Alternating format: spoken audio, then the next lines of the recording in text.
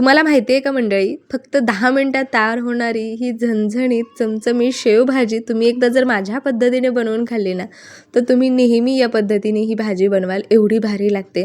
त्यासाठी काय करायचं ना, कढईमध्ये 2 चमचे मी इथं तेल घातलं, त्यामध्ये थोडंसं जिरं घालायचं आणि 2 हिरव्या मिरच्या, 2-3 लसणाच्या पाकळ्या, छोटासा आल्याचा तुकडा आणि कोथिंबीर छान असं मी ठेचून घेतलं.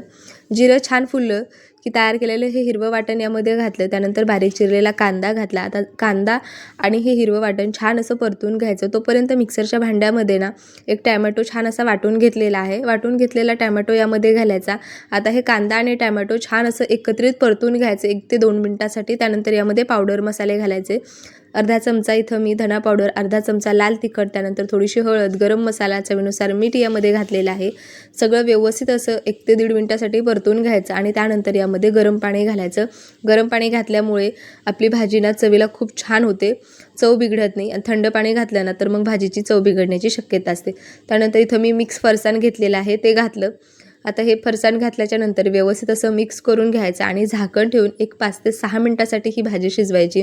अगदी झटपट आणि टेस्टी रेसिपी आहे. ज्वारीच्या भाकरीसोबत किंवा बाजरीच्या भाकरीसोबत किंवा चपाती फुलक्यासोबत तुम्ही खाऊ शकता.